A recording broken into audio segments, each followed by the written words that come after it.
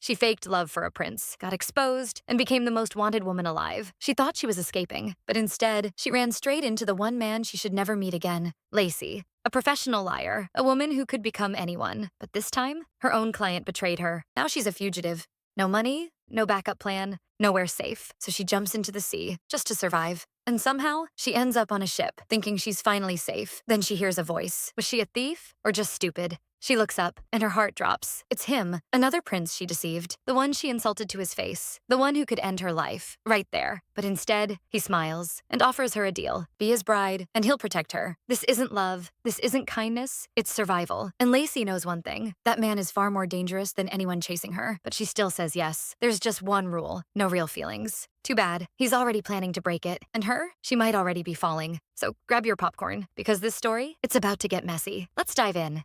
The story begins with the main character revealing that her marriage started as a contractual arrangement.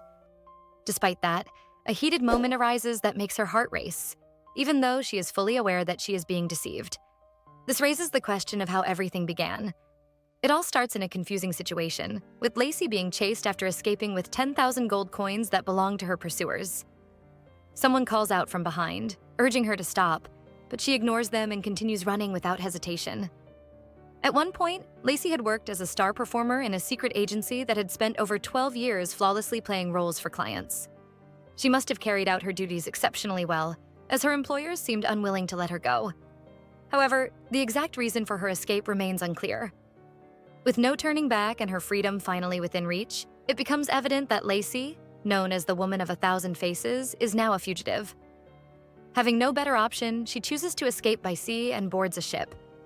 It is suggested that something may have gone wrong during one of her assignments, as her emotional state implies she once cared deeply about her work. The same work that ultimately led her into this situation. It is later revealed that she had deceived a prince using a false identity, which resulted in her becoming a wanted criminal after her plan failed and she was exposed. In the wanted poster, she had dark hair, but her current silver hair suggests that she altered her appearance to aid her escape. Despite boarding the ship in an attempt to flee, her pursuers remain relentless and follow her on board, ordering a full search of the vessel. Lacey hides inside a room, carefully observing the situation through a small opening while silently hoping that no one enters. However, out of all the possible hiding places, she happens to choose the one room where she is not alone. She soon realizes this when a familiar voice questions whether she is a thief or a stowaway. Caught off guard, Lacey is unable to respond at first, and the man proceeds to question her presence on the ship. As he effortlessly pins her against the wall, it becomes clear that he is not only powerful, but also fully in control of the situation. He is revealed to be Haleed Serum Hartman, the Prince of the Arena Empire, who had recently visited the Weldon Kingdom, the same place Lacey had just escaped from, for trade negotiations. Her past connection with Haleed remains unclear, but she is aware that he had already concluded his affairs and was expected to leave. She clearly does not like him and had never anticipated ending up on his ship. Lacey remains silent, feeling increasingly uneasy as she assumes he will hand her over to strengthen his ties with Weldon. However, Haleed does not act immediately. Instead, he leans back and refers to her as a criminal on the run, appearing more intrigued than hostile. He seems impressed that she managed to deceive the Prince of Weldon through her acting skills and becomes curious about what other roles she is capable of playing. As he moves closer, Lacey's appearance shifts once again, her hair now appearing black instead of silver, making her look like an entirely different person. Although she had expected the worst, Lacey quickly adapts to the situation. Recognizing an opportunity, she regains her composure and makes it clear that she is capable of playing any role, as long as she is properly compensated. Haleed, the Prince of the Arena Empire, makes it clear that he is willing to pay Lacey whatever she wants, in any form she chooses, if she agrees to do as he asks.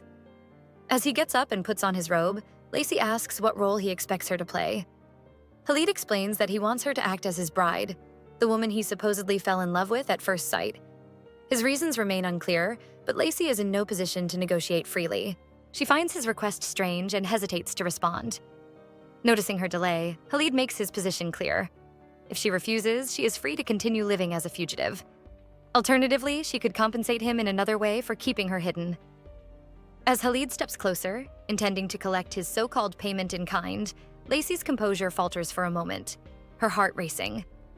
However, she quickly stops him by agreeing to his terms. With that, Haleed informs her that they will set sail for the Arena Empire immediately. Just like that, the woman of 1,000 faces becomes his wife.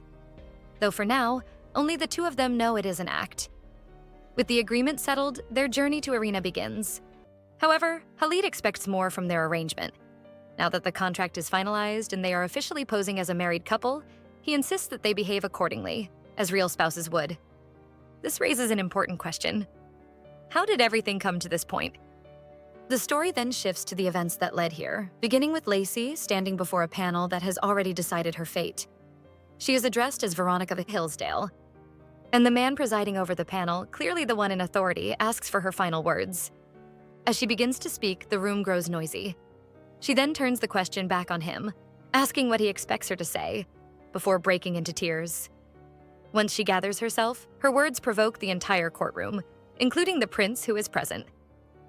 She questions whether love is a sin and declares that she simply loved the prince, causing another uproar. Some in the crowd condemn her as shameless, while others comment on the absence of the count, noting that he did not appear at the trial. There is speculation that the situation must be a great shock to him, having raised his only daughter only for her to end up like this. The head of the panel, clearly disgusted, orders that she be taken away, referring to her dismissively to show his disappointment. As the knights escort her out, Lacey directs her final words toward the prince. She addresses him with affection and wishes him happiness, presenting herself as sincerely remorseful. However, once she is out of sight, her expression changes completely. Beneath the act, she carries a quiet arrogance, convinced that her own happiness will surpass anything the prince could ever have. The scene then shifts again, beginning with a hurried command that initially seems unclear. It soon becomes evident that someone has come to visit Lacey in her cell.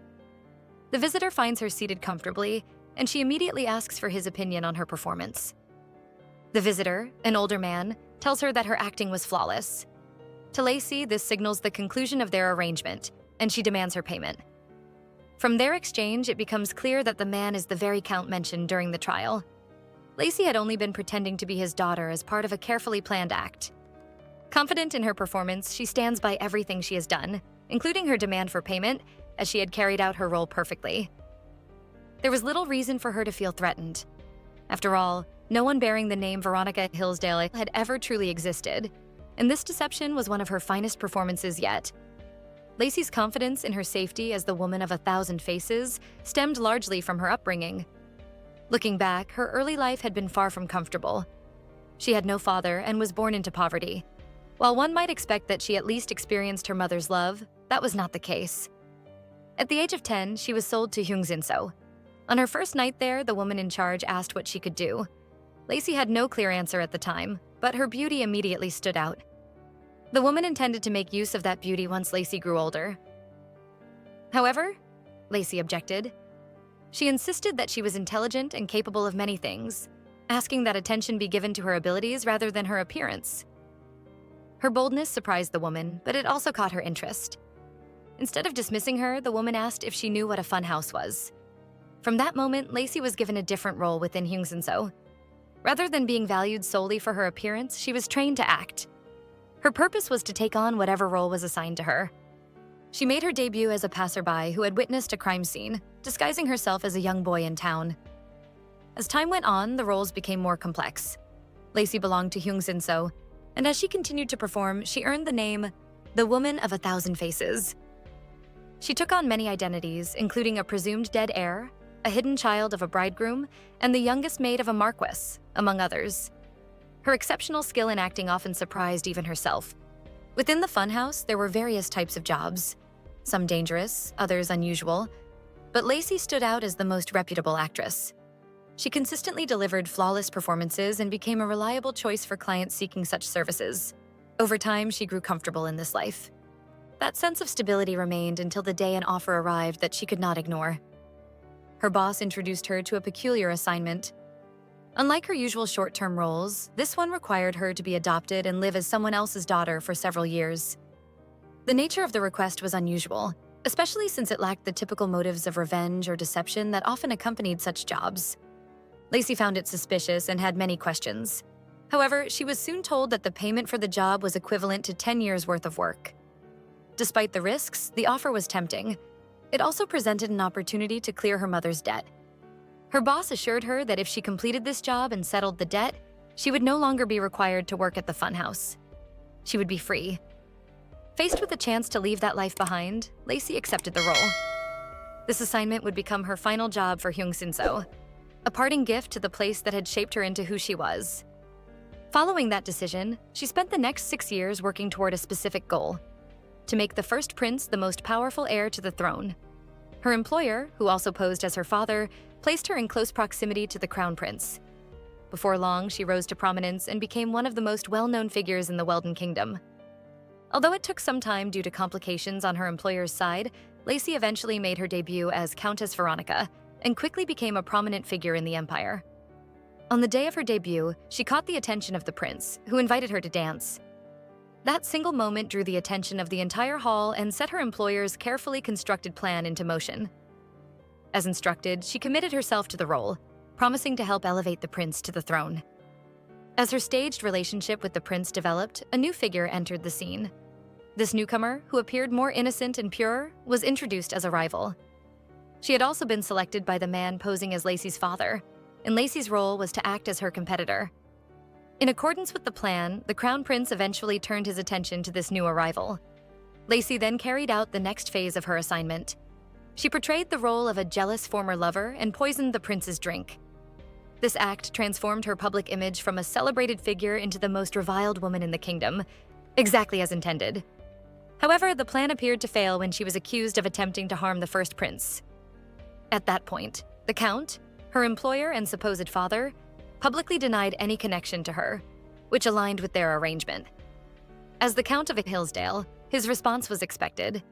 Lacey was left to face the consequences under the law, but she remained confident that everything was proceeding as planned and that she would reach a favorable conclusion. After 6 years of maintaining her role, she returned to the funhouse to receive her payment. Despite her confidence, something about the situation felt unsettling. Her boss, the red-haired woman, welcomed her back and asked about her journey. Lacey reassured her that she had completed the assignment as expected and had taken care of all loose ends. Her boss then handed her a slip of paper, which Lacey initially assumed to be her bonus. Instead, it turned out to be a wanted notice bearing her image. The bold declaration beneath her portrait made her situation clear. As she read it, she began to tremble. Her boss informed her that she had been betrayed by the Count, the very man who had hired her. Lacey struggled to process what was happening. She then reflects on the situation, clarifying what may have been misunderstood. From her perspective, she had done nothing wrong. She had followed every instruction given to her and successfully executed the plan to elevate the crown prince. Even though she was now regarded as a villain, she believed she had fulfilled her role perfectly. According to the plan, her final task was to disappear after completing the assignment. She had expected to walk away freely, rewarded for orchestrating what she saw as a flawless scheme. The Count's reputation had been restored, and she believed she would receive her payment and move on to a new life. Lacey had intended to leave everything behind and start over in a place where no one knew her. She saw it as the beginning of a second chapter in her life. Nothing was supposed to interfere with that plan, until she saw the wanted notice. The reality of her situation began to sink in. Overcome with frustration, she crumpled the paper and threw it aside. Questions flooded her mind. She had spent years carrying out the assignment, expecting a reward of 10 million gold. Instead, she had been branded a criminal. Her boss then explains that the reason behind the betrayal was precisely because Lacey had performed her role too well. It becomes clear that Lacey knew too much, and that may have been reason enough to remove her permanently. This only fueled Lacey's anger, as she questioned whether her boss was truly listening to her concerns. In response, her boss revealed that the Count had offered to double the agreed payment if Lacey agreed to take the fall. This immediately raised concerns for Lacey, especially regarding her reward and the debt she had hoped to clear. She began to suspect that the entire situation had been orchestrated to cheat her out of her payment. Her boss admitted that the situation was unfair, but insisted that Lacey needed to focus on staying alive. She had already set a plan in motion to help her escape, but it required Lacey to act quickly. A ship had been arranged for her, and she needed to reach it without delay. This explains why she had been running through the docks earlier. Her boss further admitted that she was helping Lacey because she considered her a favorite and felt responsible for putting her in such a dangerous situation. She urged Lacey to do whatever it took to survive. As part of the escape plan, Lacey's appearance had been altered in haste, which explained the sudden change in her hair color. She had been disguised under the identity of a woman known as Madog. Although Lacey was grateful for this final act of kindness, the danger was far from over. She was still being followed. Her pursuers' interest was clear. They were after the 10 million gold coins she carried in her briefcase. They argued that she had no need for such wealth, as she was already destined to face execution. They were revealed to be the Fiore siblings, the children of her boss, which explained how they knew about the money she was carrying. They intended to take the money for themselves, claiming it would benefit their family. However, Lacey had no intention of surrendering her life or her reward. As she continued to run, she cursed Count Hillsdale for using her and discarding her once she had served her purpose. They chased her relentlessly until she reached the edge of the docks, leaving her with nowhere left to run. At that moment, she was left with two choices: to jump into the dangerous sea or to surrender and face the fate that awaited her. As she stood there, one of the men revealed that they had been sent by the Count specifically to eliminate her. He casually explained that her mistake had been performing her role too perfectly, which had made her client uneasy. If she had held back, she might not have ended up in this situation. Overwhelmed with emotion, she began to cry, knowing how far she had come and how little chance she had left. Despite this, she also realized that she could not give up now, even if no clear path remained. In the following moment, the situation shifts. One of her pursuers expresses doubt, suggesting that they should abandon the chase. Rain begins to fall suddenly, making the conditions more difficult.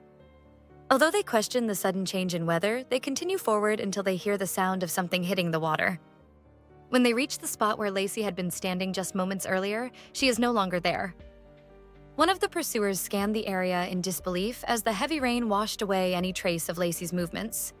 The other concluded that she must have jumped into the ocean and questioned how the rain could have made it impossible to spot her body. Although they assumed she had drowned, that was not the case. She had managed to reach a ship where she is seen clinging to the side of the vessel she intended to stow away on. From her position, she watched as her pursuers eventually gave up and left. She had expected them to persist longer, but she did not dwell on it. By the time she secured herself onto the ship, the rain had begun to subside. From a distance, it almost seemed as though fate had intervened to ensure her escape, though she chose not to think too deeply about it and instead attributed it to luck. While she had managed to survive, she had lost her fortune, watching it sink into the cold ocean below. Although she would have preferred to escape with the money, she did not allow the loss to stop her. Determined to move forward, she climbed aboard using a rope and successfully made it onto the ship. Although it felt earlier than expected, she assumed this was the vessel her boss had arranged for her. Aside from losing the coins, everything seemed to be going according to plan. As she tried to steady her breathing after the climb, she reassured herself that things would proceed smoothly as long as she avoided being exposed for using a false identity. However, that assumption proved short-lived. Not long after boarding, she was spotted by one of the guards on board. The man immediately raised an alarm, alerting others on the ship to her presence. This moment connects directly to the present situation, where Lacey finds herself confronted aboard the vessel. It becomes clear that she had boarded the wrong ship, though she had little choice given the circumstances. She had unknowingly ended up on the ship of Haleed Siram Hartman. While the full extent of their relationship remains unclear, it is evident that they share some form of history. The story then shifts to events from 2 years earlier, during the time Lacey was still living as Veronica Hillsdale, the supposed daughter of Count Hillstate. At that time, the Count informed her that a delegation from the Arena Empire would be arriving and instructed her to make the necessary preparations to receive them. Lacey carried out these preparations with great effort, relying on several maids and pushing herself physically to meet expectations. Her actions were driven by her commitment to fulfilling her clients' demands. While reviewing documents related to the visit, the Count instructed her to pay particular attention to Prince Haleed, who was leading the delegation. Lacey confidently assured him that everything would be handled properly, emphasizing that she was capable of fulfilling her role as the perfect daughter. However, the Count appeared unimpressed, suggesting that she might have been overextending herself. The younger Lacey shows no intention of holding back. She dismisses the Count's concern, referring to him as an overly worried father, and reminds him that despite her high standards, she always delivers results. She urges him to stop worrying and focus instead on fulfilling his part of the agreement by paying her. In response, the Count emphasizes the importance of her maintaining a good relationship with Prince Haleed. Before he can fully explain his reasoning, Lacey anticipates it, pointing out that he likely needs this connection to secure trade with the West. As a businessman, such an opportunity would be too valuable for him to ignore. The Count acknowledges her sharp thinking but cautions her to be careful, stressing that the prince is not someone to be underestimated. He advises her to remain alert, and as a professional, Lacey already understands the importance of staying guarded. Later that day, at the social gathering meant to welcome Haleed, rumors about the Arena Empire circulated widely. There is talk of ships adorned with gold, something unfamiliar to the Weldon Kingdom, and of the Iron Knights arriving with a large delegation and rare jewels never before seen. However, the main focus of attention is the prince himself. When Haleed finally arrives, his presence immediately captures the room. His appearance draws admiration, and his confidence commands attention. Many in the crowd are captivated, particularly the women who are visibly impressed by him. Among the attendees is Lacey, who arrives in disguise. As she observes her target, she feels confident. She believes she too has the ability to command a room, and she assumes that approaching him will be easy.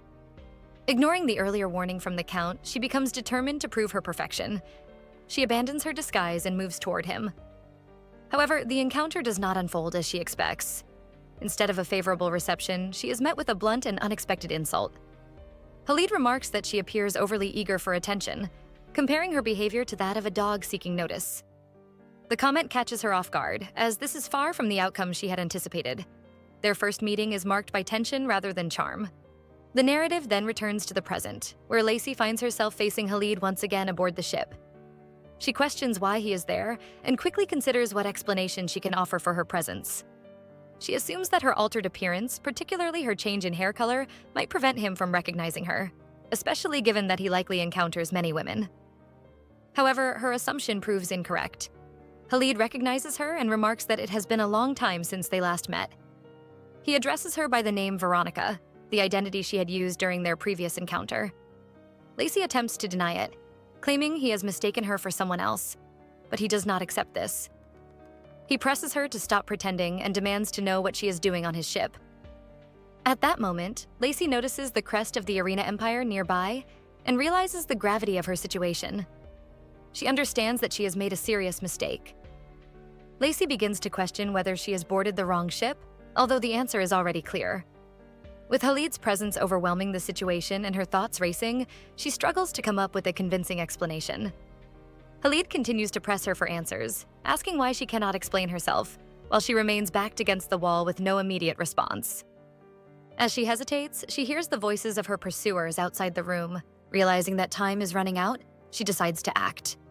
In an attempt to escape, she moves toward Haleed and reaches for his neck, intending to use the poison hidden beneath her fingernails. However, he reacts quickly and restrains her hand. This leaves her wondering whether he had anticipated her move or was aware of the poison. With that option no longer viable, Lacey shifts her approach. Seeing no alternative, she attempts to distract him by changing tactics.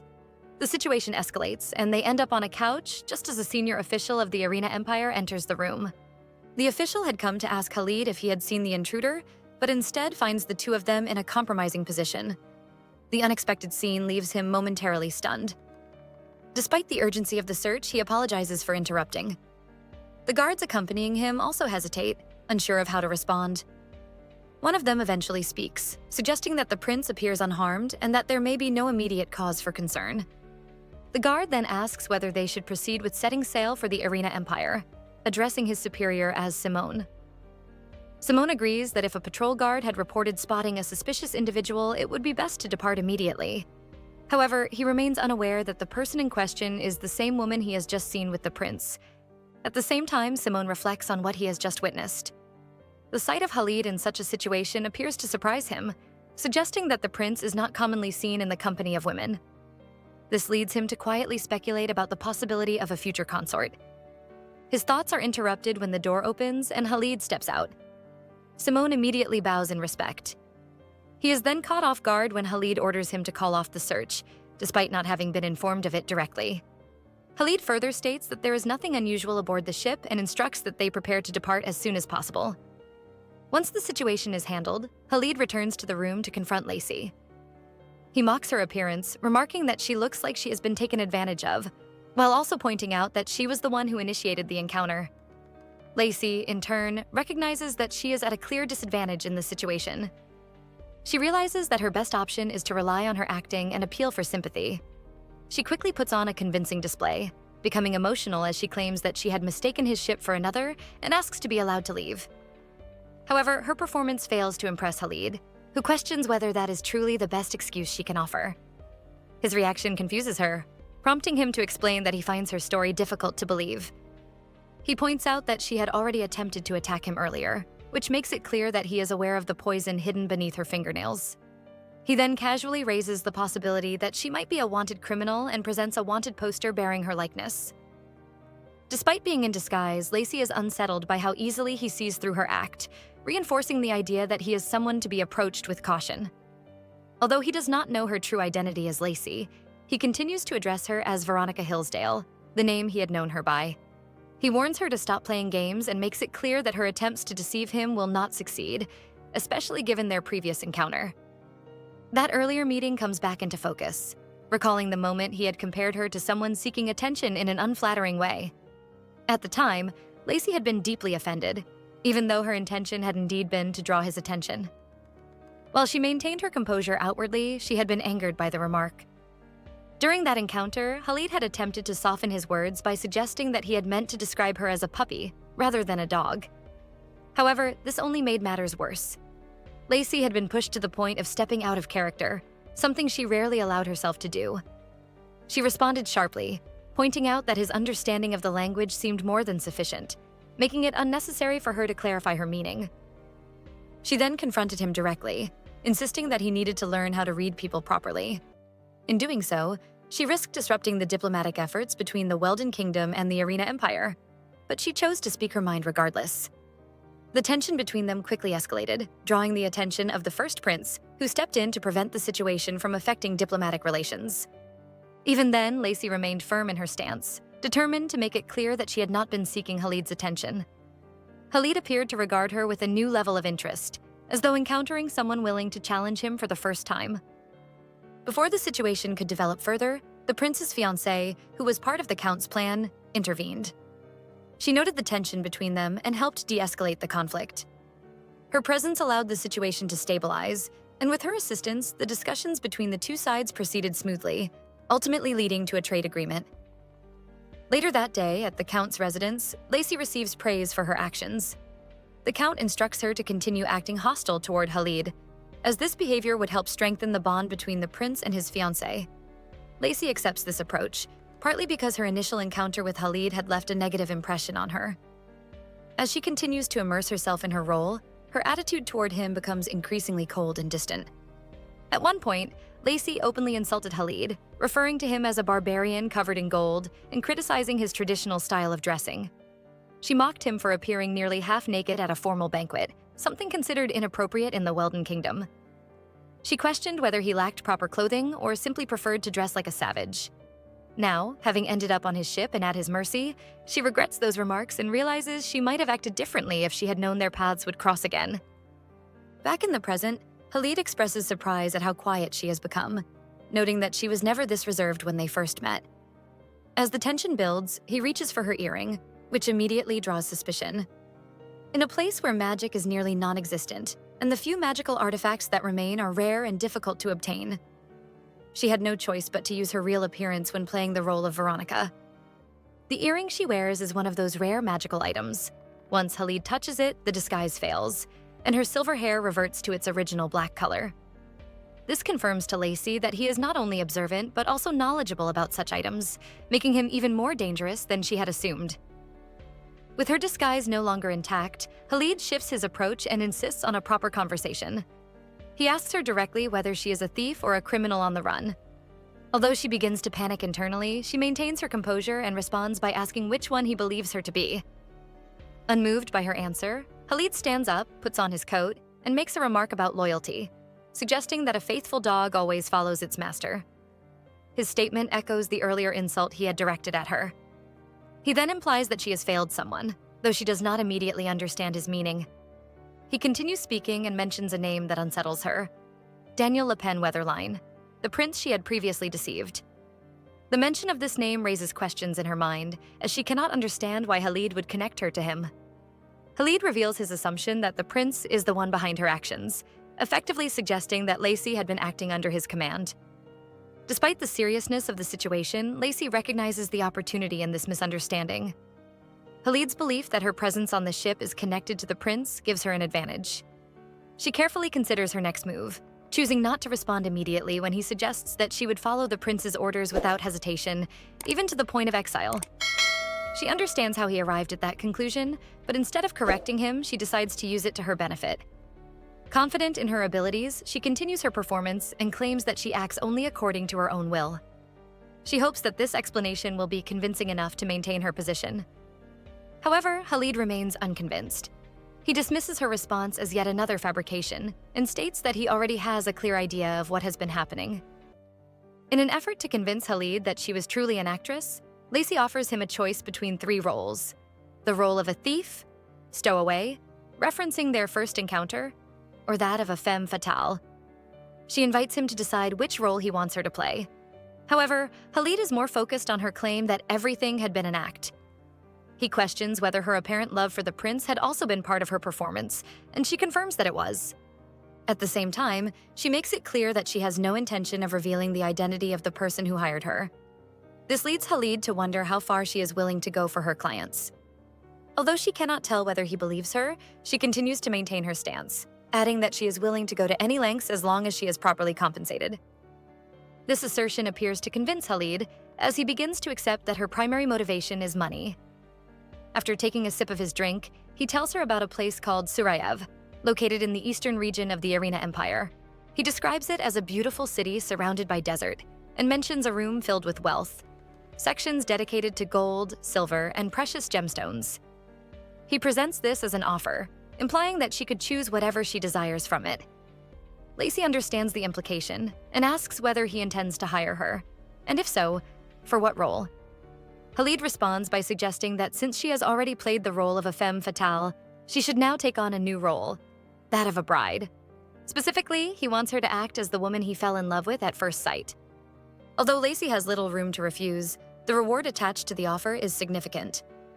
Haleed, maintaining his composed demeanor, lifts her chin and expresses interest in seeing how she will perform. When she does not respond immediately, he begins to provoke her, asking if she would rather continue as a stowaway instead. He implies that she might once again attempt to avoid answering, as she had done earlier. As she continues to hesitate, he intensifies his approach, referencing her earlier attempt to attack him and stating that he found it interesting. He reenacts her movement by guiding her hands toward his neck and moves closer, almost repeating the moment. The closeness unsettles her, and her composure begins to waver. Before taking things further, he repeats his question, pressing her to choose the role she is willing to play. He reminds her that she had claimed to be capable of playing any role. Faced with limited options and a compelling offer, Lacey eventually agrees to take on the role he has chosen for her. In response, Haleed acknowledges her decision and informs her that they will depart immediately. Outside, orders are given for the ship to prepare for departure, and it is soon announced that they are heading back to the Arena Empire. Elsewhere on the ship, a man appears, likely a high-ranking member of the guards based on his attire. Unlike the others, he does not join in the preparations and instead stands calmly, observing the waves. His stillness draws attention, especially when Sir Simone approaches him. He remarks that the sudden departure seems unusual, but Simone dismisses any concern, explaining that there is no reason to delay since the prince has already found the bride he was seeking. The man agrees with Simone that since they had found what they were looking for, it would be best to leave immediately. However, if what they were referring to was Lacey, then the situation becomes suspicious, as her presence on the ship appeared to be accidental. Simone then asks how the man is coping, knowing that they are departing without him having the chance to find his missing sibling. The man responds that he will be fine and that he has done all he could. With no further leads, he assumes that the person he was searching for is no longer in Weldon. Despite this, he appears more pleased by the news that Prince Haleed has found a consort, expressing his excitement openly, while Simone acknowledges it with quiet approval. Simone then mentions that he has additional news, which immediately draws the man's attention. He reveals that someone named Lana may have captured a spy. This surprises the listener, who wonders whether the spy had followed them from the Arena Empire. Simone confirms that this is likely the case, explaining that the spy had been hiding on the ship, waiting for the right moment to act. When she realized that the ship would be departing earlier than expected, she attempted to make her move. The man is still trying to process this when it is further revealed that the spy had attempted to seduce Prince Haleed. This detail shocks him, prompting him to ask how the prince responded. Simone explains that the woman was immediately imprisoned, as Haleed is known for showing no interest in such advances. To them, it was clear that she had chosen the worst possible approach. This raises an important inconsistency. If a woman was arrested simply for attempting to seduce the prince, then Lacey should have faced a similar outcome for stowing away and attempting to deceive him. The fact that she did not suggests that something about her situation is different, though the reason remains unclear. By the next morning, the ship is sailing steadily, and Lacey begins to feel that something is off. Everything has gone too smoothly since the previous day. She finds herself seated in front of a large meal and questions why she is being treated so well when she has not even formally agreed to anything. The amount of food presented to her makes her suspicious, leading her to wonder whether it might be poisoned. However, she quickly realizes that poisoning her would make little sense if they still needed her. Despite her attempt to think rationally, her hunger takes over.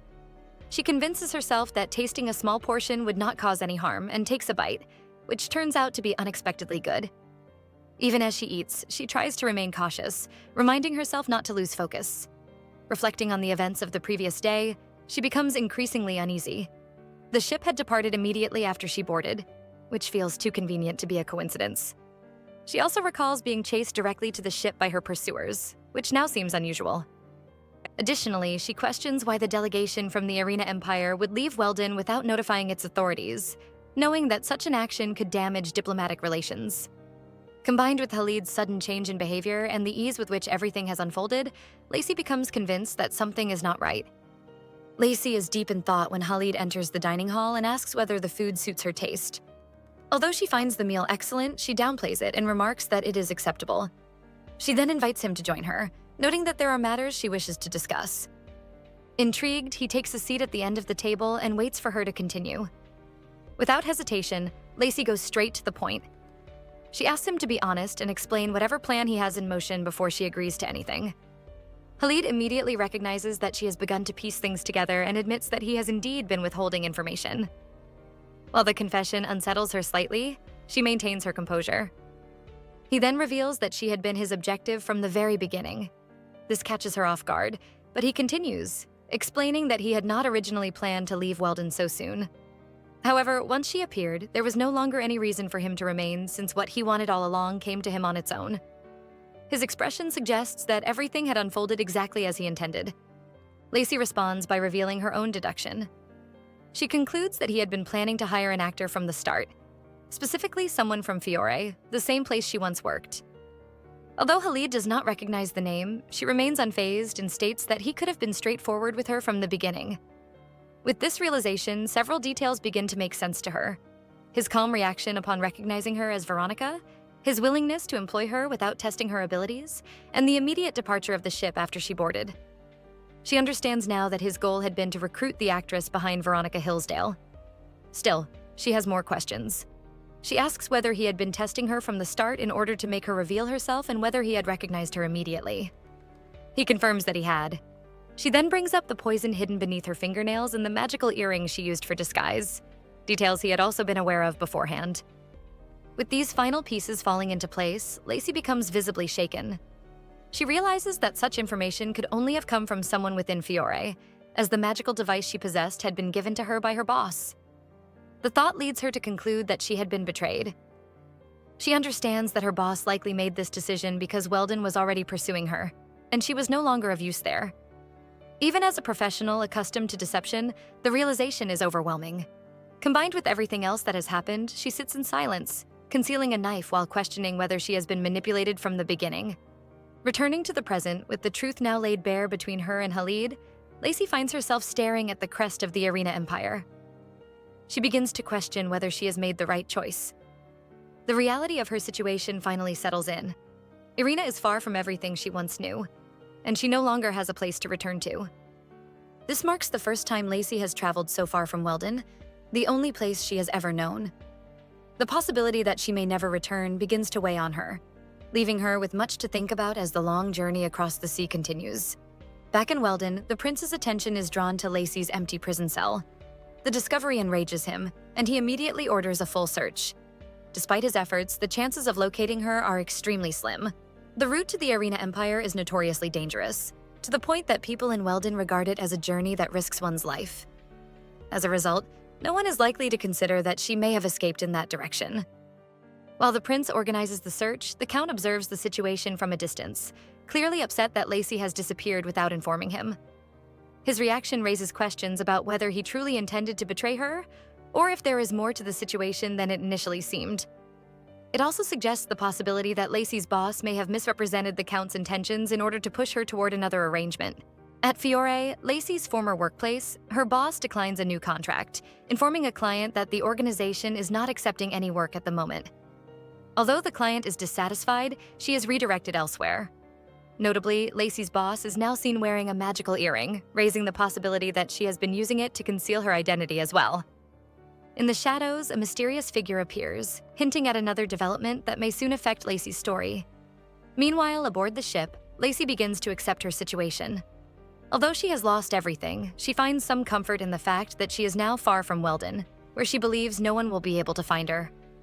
As she moves through the ship, reflecting on her exile, she eventually finds herself inside Haleed's quarters. The setting of the room causes her to question why he specifically chose the role of a bride for her. Her thoughts briefly return to the awkward moment they shared the previous night, but she quickly dismisses it. Still, she cannot ignore the question of why he is so intent on getting married. Unaware of potential danger nearby, she continues to examine the room without noticing what lies in the background. Elsewhere on the ship, Simone hands Haleed a towel and suggests that he should explain everything to Lacey after 3 days. However, Haleed disagrees, seeing no need for it. Simone points out that it will take 3 days for them to reach international waters, and after that, a certain restriction will no longer apply. Although the exact nature of this restriction remains unclear, it appears to be significant. Simone continues to urge Haleed to clarify a misunderstanding, but Haleed refuses. He argues that Lacey does not even remember him, and bringing up events from 10 years ago would only reveal that he has been investigating her past. He also expresses concern that if he explains everything, she may come to resent him. This moment reveals a more serious side of Haleed, as he appears unusually subdued. Simone, however, remains determined to resolve whatever issue exists between them. He questions what will happen if, once Lacey's contract ends, their relationship returns to how it began. In response, Haleed suggests that he could simply seduce her. At first, Simone appears to agree, believing it might be the only option, but he quickly realizes the implications of that suggestion. Meanwhile, Haleed seems to consider the idea more seriously. Haleed concludes that the most effective way to ensure Lacey remains by his side after the contract expires is to seduce her. The idea leaves Simone visibly shocked, as he finds it difficult to accept that the prince would consider such a bold and unconventional approach. Haleed understands that a plan like this would require considerable effort, especially given that Lacey is not someone easily influenced. Realizing he cannot dissuade him, Simone instead asks how he intends to carry out such a plan. Haleed responds by placing the responsibility on him, implying that it is Simone's duty to figure out the details. This leaves Simone overwhelmed, as he struggles to process the expectation placed upon him. He admits that he is not experienced in matters of winning someone's affection, making the task even more daunting. The situation is further complicated by the fact that this is the first time he has seen Haleed so unsettled, which adds to the pressure he feels. After a brief pause, the conversation resumes, and Haleed begins to consider whether his appearance might influence Lacey's perception of him. He wonders if it would be better to present himself more modestly or maintain his usual style. This line of thought unsettles Simone even further, as he questions what has come over the prince. His reaction is immediate, as he struggles to keep up with Haleed's increasingly unconventional ideas. Haleed continues to speculate, suggesting that although Lacey may be drawn to boldness, she might also appreciate a more restrained approach. While he reflects on this, Simone becomes increasingly distressed, unsure how to respond. When Haleed notices his lack of input, Simone finally speaks up, expressing concern over the direction of the discussion. He reminds Haleed of his position and urges him not to act impulsively, warning that such behavior could drive Lacey away rather than draw her closer. However, Haleed remains focused on his objective and questions whether Simone truly believes such actions would have that effect. Simone, though uncertain, cautiously affirms his concern. Haleed, who values certainty, criticizes Simone for offering advice without confidence and emphasizes that any guidance given should be well considered. Simone quickly apologizes for his hesitation. Despite the exchange, Haleed continues to believe that his approach needs refinement and again asks for Simone's opinion, particularly regarding his appearance. The question only increases Simone's discomfort, but Haleed insists that he fulfill his role by offering constructive ideas. Simone defends himself, stating that he has always carried out his duties responsibly. The discussion then shifts away from appearance and returns to Lacey herself. Haleed reflects on her circumstances and acknowledges that she has endured a great deal. He expresses a desire to remove the burdens of her past if it were within his power.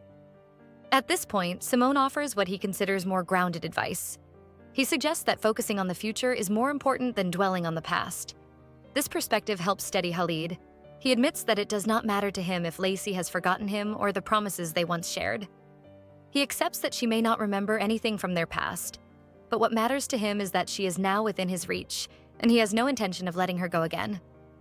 He believes that with time on his side, nothing can go wrong. His focus is on giving her the best life possible. Fine jewelry, luxurious clothing, and anything else she desires, all in pursuit of the image he has of her being truly happy. In his mind, she deserves nothing less, especially as the role of his bride is now tied to her. Elsewhere on the ship, the woman who had previously attempted to approach Haleed is now confined to a cell. Although the situation appears under control, her demeanor suggests instability. She speaks to herself, convinced that she can still use her circumstances as an opportunity to reach Haleed and influence him. Her behavior introduces a new sense of danger, positioning her as a potential threat alongside the mysterious figure seen earlier. Meanwhile, Lacey is resting in Haleed's quarters, unaware of the danger that may be nearby. She appears to be having a troubling dream, as her restless movements and murmured words suggest distress. Moments later, she wakes abruptly, her body tense and her face covered in sweat. The intensity of her reaction indicates that the dream felt real, but she quickly realizes it was not. Before she can fully gather her thoughts, there is a knock at the door. The action surprises her, as it is unusual for Haleed to knock on a door within his own quarters. The gesture causes her to question his behavior. When she opens the door, she immediately closes it again, momentarily caught off guard. She opens the door slightly and asks whether the guard has been ordered to remain there. He confirms that he has been assigned to stand watch while Haleed is occupied. Recognizing that this guard may be a valuable source of information, Lacey decides to engage him. Sensing that he is approachable, she asks for permission to question him, and he readily agrees. Her first inquiry concerns the social structure of relationships in the Arena Empire, particularly how it compares to what she is familiar with in Weldon. Although her question appears indirect, her intention is to understand how marriages function in that society. The guard explains that in Arena, couples often discuss whose surname will be adopted after marriage, and it is common for women to hold significant authority within the household. This contrasts sharply with Weldon, where men typically dominate such roles. Lacey notes the difference between the two cultures, recognizing that the customs of the Arena Empire are quite unlike what she has known. She continues by asking whether the prince will be responsible for public affairs, but the guard admits he is unsure. She follows up by asking if Haleed will handle diplomatic relations, yet the guard is unable to provide an answer to that as well. She reminds him that he had encouraged her to ask freely, leaving him with no choice but to respond despite his limited knowledge. Not long after, Haleed finishes his bath and returns to the room where Lacey is waiting. He carries his usual composed expression, masking whatever thoughts he may have about her. Lacey is seated at a table with a document in hand, and he asks whether she has been waiting for him. She confirms and asks him to come closer so they can finalize their contract. Although they had already reached a verbal agreement, Lacey insists on putting everything in writing. She hands him the document and he takes it, though somewhat reluctantly. As he reviews it, he remains aware that she shows no reaction to his appearance, despite him having just returned from bathing. This lack of response unsettles him slightly, as if his attempt to affect her has gone unnoticed. He then shifts his attention fully to the contract and begins reviewing its contents to ensure they are aligned. The agreement outlines that it will take effect once both parties accept its terms. The first condition states that Lacey will perform her role to the best of her ability, acting as a foreign bride whom the client claims to have fallen in love with at first sight. The second condition requires Haleed to protect her identity from the Weldon Kingdom. The third states that he must provide her with any necessary information, along with financial and psychological support. The fourth condition specifies her payment, which is set at the equivalent of 10,000 Weldon gold coins upon completion of the contract. She is willing to accept this payment in various forms, including goods or official documents, as long as the total value matches the agreed amount. Haleed pauses when he reaches the next condition, as it clearly makes him uncomfortable. It states that once the contract is completed, he is not to seek out Lacey again. Despite his reaction, he continues reviewing the document. The final condition notes that the duration of the contract has yet to be determined. Lacey then raises the issue of how long she is expected to remain in the role of his wife. Instead of answering directly, Haleed redirects the conversation by questioning why there is no stated consequence in the event that she fails to fulfill her part of the agreement. Lacey responds with confidence, asserting that such a condition is unnecessary because she does not intend to fail. Haleed remains unconvinced, either doubting her certainty or deliberately avoiding the topic she raised. Eventually, Lacey concedes and agrees to include an additional clause. She states that if she fails to perform her role as agreed, she will compensate him by complying with any demand he makes. Haleed reflects on this clause, quietly wondering whether she truly intends to fulfill such a promise if the situation ever arises. Without hesitation, Lacey places the contract firmly on the table and insists that they conclude the discussion by deciding how long their agreement will last. She makes it clear that she does not want the arrangement to exceed 2 years, believing that anything longer could create complications similar to what she experienced during her time as Veronica. Haleed observes that her previous role seems to have left a lasting impression on her. In response, Lacey explains that extending the arrangement beyond 2 years would raise suspicions, particularly due to the absence of a child between them. This remark catches Haleed off guard. For someone usually composed and confident, his reaction is unexpectedly unsettled, and he struggles to maintain his composure. As he attempts to recover, Lacey continues, pointing out that physical intimacy would naturally be expected in a marriage, even if it is contractual. She suggests that precautions would be necessary to avoid unintended consequences, making it clear that she has no intention of allowing matters to get out of control. Haleed's reaction only intensifies, as he appears increasingly uncomfortable with the direction of the conversation.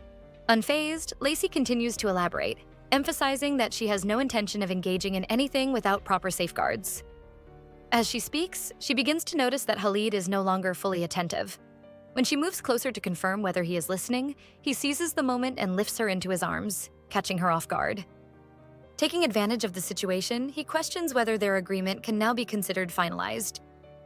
He suggests that, since they are officially married, they should begin acting accordingly. Lacey, however, remains firm and insists that he sign the contract first before anything else proceeds. Haleed avoids directly addressing her demand and instead tells her that she is free to handle the contract as she wishes, while he will act according to his own intentions. The scene then shifts to Lacey asleep, with Haleed seated beside her. The confidence and composure he had displayed earlier are replaced with a quieter, more contemplative demeanor as he watches her rest. He acknowledges that she had fallen asleep before anything further could happen. As he observes her, it becomes clear that she is unsettled by a dream. Her movements and faint murmurs suggest that she is exhausted, both physically and emotionally. He gently covers her, ensuring she is comfortable, while she remains unaware of his presence. Gradually, her restlessness subsides, and she appears to settle into a calmer sleep. By the next morning, the journey to the Arena Empire continues. A voice is heard pleading urgently, drawing attention to an interaction involving Sir Simone. The one making the request is the guard assigned to watch over Lacey the previous day, whom Simone addresses as Lana. It is revealed that Lana holds a significant position as the head of Border Patrol and is also a twin. Lana insists on being allowed to see Lacey again, clearly eager for another encounter. However, Simone refuses for the moment, stating that such a meeting may be possible at a later time. Lana remains persistent and appears not to understand why he is being denied access to Lacey, but Sir Simone simply asks him to stand up. However, Lana is not the main concern at the moment. His twin sister Sana proves to be far more difficult to manage. She insists on seeing Lacey, claiming that she wants to receive her blessing. Nearby, 2 guards observe the situation and comment on Sana's behavior. One of them notes that her outbursts are no longer surprising, while the other agrees, admitting that he is growing tired of her attitude. Despite her behavior, Sana is known for her exceptional skill, particularly in dealing with threats referred to as mutants. Her abilities were especially evident during the attack on Surev, where she distinguished herself and earned the trust of Haleed. At the same time, Lacey has become the subject of widespread curiosity among the crew. Even the guards discussing Sana express interest in seeing her, having heard that her beauty is remarkable and that she has already captured attention on the ship. Eventually, the guards are instructed to remove Sana as she continues to resist. Even as she is taken away, she continues to plead for a chance to see Lacey. Lana remains behind with Sir Simone and apologizes for his sister's behavior. Simone reassures him that there is no need for such an apology and encourages him to have faith in her. Lana, however, insists that they should conduct themselves properly, especially given their humble background. He believes that serving the royal family requires them to maintain a higher standard and worries that he and his sister may be a burden to the prince. Simone responds by placing a reassuring hand on his shoulder and reminding him that both he and his sister were chosen for their abilities. He encourages Lana to carry himself with confidence, which helps ease his concerns and leaves him more composed. Meanwhile, Lacey wakes up after a restful night, unaware of the attention she has attracted. She remains seated on the bed until Haleed enters and draws her attention. He asks whether the bath provided for her was satisfactory, and she acknowledges that it was. She notes that she had taken extra care to remove the poison from beneath her nails and admits that, compared to everything she had experienced, the bath felt exceptionally comforting. Haleed expresses satisfaction that she enjoyed it, but Lacey brings up something that had been bothering her. She points out that the servants had been behaving unusually. Although she does not fully understand their language, she sensed that their actions carried a certain intensity. She explains that during her bath, the maids appeared to treat her with an unusual level of attention and admiration. When she attempted to thank them, they responded in a way she could not fully interpret, leaving her uncertain about their intentions. She had expected suspicion or caution, given how suddenly she had appeared in their midst, but instead she was met with what seemed like admiration. Haleed asks whether she appreciated the treatment and explains that he had instructed the staff to attend to her every need. Lacey reacts with mild frustration, as this does not address her concern. To her, the issue is not the quality of the treatment, but the intensity of it, which she finds exhausting. Haleed then shifts the conversation and offers her an apology. Lacey, unable to recall any offense, asks what he is apologizing for. His sudden movement toward her provides the answer before he speaks. He explains that he is apologizing for not completing what he had started the previous night. Haleed moves closer to Lacey, intending to continue what had been interrupted earlier, but she pulls back. Despite her visible reaction, she maintains her composure and makes it clear that she is not willing to proceed until all unresolved matters between them are settled. Haleed, however, dismisses her concern, insisting that everything necessary has already been addressed. Lacey attempts to argue, but he continues to press his point, noting that they are alone in a confined space and implying that there is no longer any reason to hold back. She finds herself close to giving in, but her attention is suddenly drawn elsewhere. What she notices immediately unsettles her, and she calls his attention to it. They are not alone. A third presence is in the room, a large, tiger-like creature resting comfortably nearby. The sight causes Lacey to freeze, as she had not noticed it before. Haleed, on the other hand, remains completely at ease and questions whether she has never encountered such a creature. He explains that it is known as a teru. This moment highlights another major difference between the Arena Empire and the Weldon Kingdom. While magic has all but disappeared in Weldon, it remains prevalent in Arena, where individuals can harness it. Those who can properly wield magic are able to shape their mana into guardians known as teru. Haleed explains that he is the only one capable of summoning such a being across the border and casually reassures her that it poses no threat. With that clarification, he attempts to resume what he had started. However, Lacey's hesitation remains. He questions whether she is unwilling, but the truth is more complicated. She finds herself affected by the situation in a way she did not expect. While she has always been capable of pretending affection as part of her work, she has no real experience with genuine intimacy. This unfamiliarity causes her to falter. Her thoughts drift back to a lesson from her past, when her boss had warned her and others about the dangers of becoming emotionally involved in their roles. They had been told that their purpose was to capture hearts, not to give their own away. That warning resurfaces now, making her realize how risky the situation has become. Acting on that realization, she pulls away. Although she quietly acknowledges the danger of becoming involved with him, she does not voice it directly. Instead, she offers a different explanation, stating that she is unwilling to proceed without proper precautions. Haleed counters this by pointing out that she already possesses such protection. He notes that the bracelets she has on are magical devices designed to prevent pregnancy. He explains that when she insisted on taking a bath with 3 of her magical contraceptive bracelets on, he felt she was trying to hint to him that she wanted an intimate moment. This explanation clarifies the earlier behavior of the attendants, whose reactions now make more sense to Lacey. She realizes that she had unknowingly worn items that carried a specific meaning within that context. Despite this realization, Haleed once again attempts to move forward, lifting her as if to continue. Lacey, however, resists and quickly looks for another way to avoid the situation, determined to maintain control. Lacey quickly comes up with another excuse, claiming that she is not ready to proceed in that manner. Haleed adds that he was planning to do it on the bed, actually. She immediately states that she wants to add another condition to their contract. He eventually lets her go, giving her the space she needs. This new clause specifies that there will be no unnecessary sexual intimacy between them. Haleed is visibly confused by this addition, but Lacey presses on, explaining that while she will perform the role of a loving bride in public, there is no obligation to maintain that act in private. She reminds him that their relationship is purely contractual and not genuine. Although he is clearly dissatisfied with this restriction, Haleed reluctantly agrees. Wasting no time, Lacey finalizes the clause and hands the contract back to him for his signature. She then raises another important matter: her name. She explains that she cannot continue using Veronica. Haleed initially suggests that she use her real identity, but she firmly rejects the idea, adding that her real name must remain hidden for her own safety. Understanding the necessity, he decides to give her a new name. After a moment of thought, he chooses Neris, explaining that it represents a goddess of the sea. The name momentarily catches Lacey off guard, leaving her silent. When he asks whether she dislikes it, she admits that she does not. Though she does not fully understand his reasoning, she accepts it. With that settled, Lacey signs the contract, officially bringing their agreement into effect.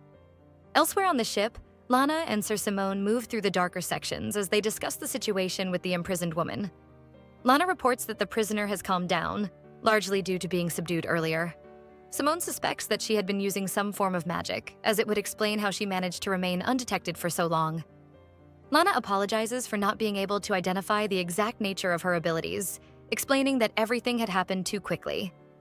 When they observe the prisoner, Simone notes that she appears to have lost her composure entirely. Lana suggests intensifying the interrogation, but Simone dismisses the idea, stating that her fate is already sealed once they arrive in Arena.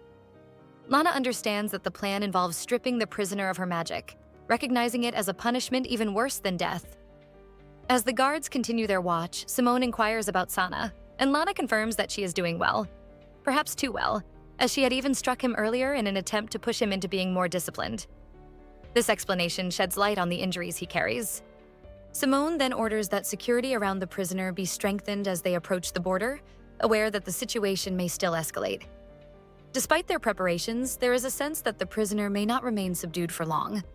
Later that night, Simone finally has the opportunity to formally meet Lacey. He greets her with respect and apologizes for not introducing himself earlier. Lacey dismisses the apology lightly, reminding him that they had already encountered each other under rather unexpected circumstances. She then expresses her appreciation for his efforts and states that she looks forward to working under his care during the journey. Lacey's statement leaves Sir Simone momentarily overwhelmed. He reacts in a way that mirrors the others on the ship, clearly affected by her presence. Instead of maintaining his composure, he begins speaking excessively, expressing his gratitude and promising that he will never disappoint her or take her kindness for granted. He goes as far as admitting his own shortcomings and pledging to improve himself. Before he can go any further, Haleed intervenes, reminding him that he had been summoned for a different purpose. The interruption brings Simone back to his senses, allowing him to regain his composure. Haleed then explains that Lacey has not been sleeping well and wonders whether it could be related to her health. Simone asks for her permission to examine her, and once she agrees, he proceeds. However, the inspection feels far from gentle, leaving Lacey questioning whether this is truly what he considers a proper examination. After completing his checks, Simone concludes that there are no serious issues, though he suspects that the long voyage may be taking a toll on her physically. His observation surprises Lacey, as she had only been introduced to him as the head of servants, not someone capable of medical evaluation. Haleed instructs Simone to ensure that Lacey remains in good condition and asks if there is anything else to be concerned about. Simone reassures him that there is nothing further to worry about and states that, from his perspective, she appears healthy. This response puts Haleed at ease. As the two men speak, Lacey quietly observes Simone and notes his competence. She begins to consider that gaining his trust could be useful, as he may provide valuable information later on. An opportunity arises sooner than expected. Haleed suddenly decides to leave to check on the ship's course and places Simone in charge of looking after Lacey in his absence. Just before leaving, he pauses and warns Simone not to act unnecessarily, making his expectations clear. Once Haleed is gone, Lacey wastes no time. She immediately begins questioning Simone, asking what Haleed has said about her. Simone answers without hesitation, stating that Haleed introduced her as his bride and the future ruler of Surayev. He also mentions that Haleed referred to her as the future queen of the Arena Empire. Lacey presses further, asking if that is all he had said. Simone adds that Haleed claimed to have fallen in love with her at first sight. Still unsatisfied, she continues probing for more details. Simone then recalls additional remarks, explaining that Haleed mentioned her unfamiliarity with their language and her preference for red wine. He also reveals that Haleed had instructed the staff to prepare the finest meals for her, believing it to be something she enjoys. This information catches Lacey off guard, though Simone misinterprets her reaction and quickly clarifies that the meals are meant to be both appetizing and nourishing.